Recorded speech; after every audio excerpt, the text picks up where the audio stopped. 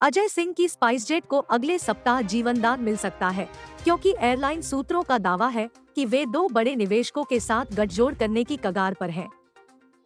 जहां एक प्रविष्टि लगभग 1000 से 1200 करोड़ रुपए का निवेश कर सकती है, वहीं दूसरी प्रविष्टि भी 300 करोड़ रुपए तक का निवेश कर सकती है, उनका दावा है। एयरलाइन पिछले कुछ महीनों से गंभीर नकदी संकट के कारण संघर्ष कर रही है, जिसके कारण उसके बेड़े का केवल एक हिस्सा ही परिचालन में है और एक बार का प्रदर्शन खराब है और प्रतिदिन लगभग 40 से 45% उड़ानों में देरी हो रही है। पिछले सप्ताह एक विमान पट्टादाता ने स्पाइसजेट के एक विमान को उस समय जब्त कर लिया था जब वह बकाया राशि के भुगतान पर दुबई में उतरा था और इससे पहले भी कई पट्टादाताओं ने इसी कारण से विमानों को वापस ले लिया था।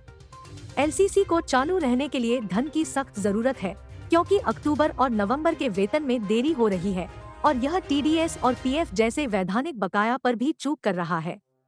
दो बड़े निवेशकों ने स्पाइसजेट में इक्विटी डालने में रुचि दिखाई है। एयरलाइन का बोर्ड सोमवार 11 दिसंबर को बैठक करेगा, जिसमें इश्यू इक्विटी शेयरों के जरिए नई पूंजी जुटाने के प्रस्ताव पर फैसला किया जाएगा। प्रारंभ में एक निवेशक 1000 से 1200 करोड़ रुपए का निवेश करने के लिए तैयार था। अब एक दूसरे निवेशक ने भी कंपनी में निवेश करने में रुचि दिखाई है और कुल सौदे का आकार 1500 करोड़ रुपए तक बढ़ सकता है, घटनाक्रम से जुड़े करीबी सूत्रों ने कहा। दोनों प्रस्तावों पर सोमवार को बोर्ड द्वारा विचार किया जाएगा।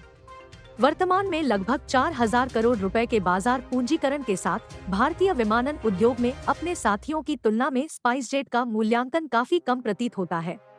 एयरलाइन में पर्याप्त इक्विटी निवेश 18 साल पुरानी एयरलाइन की किस्मत बदल सकता है। एयरलाइन के सूत्रों ने दावा किया कि दुबई, थाईलैंड, ओमान, कोलंबो और माले जैसे सभी महत्वपूर्ण भारतीय और अंतर्राष्ट्रीय हवाई अड्डों पर एयरलाइन के पास प्रतिष्ठित स्लॉट और रूट हैं, जो बाजार में प्रतिस्पर्धात्मक बढ़त प्रदान करते हैं और निरंतर विकास की क्षमता में योगदान करते हैं।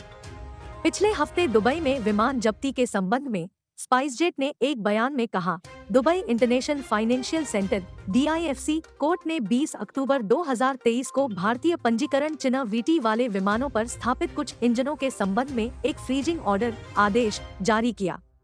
SLM उपरोक्त आदेश के परिणामस्वरूप विमान को अल मखतूम अंतर्राष्ट्रीय हवाई अड्डे दुबई DWC पर रोक दिया गया था और तब से वहीं रुका हुआ है। 7 दिसंबर 2023 को DIFC कोर्ट की सुनवाई में स्पाइसजेट के पक्ष में आदेश सुनाया गया। इसके अतिरिक्त न्यायाधीश ने आदेश के परिणामस्वरूप स्पाइसजेट को हुए नुकसान की जांच का निर्देश दिया है। अदालत ने स्पाइसजेट द्वारा किए गए कानूनी खर्चों का भुगतान करने का भी आदेश दिया है। बयान में कहा गया है, DIFC कोर्ट का स्पाइसजेट को DWC से प्रस्थान सहित विमान के संचालन पर प्रतिबंध लगाने का कोई आदेश नहीं है।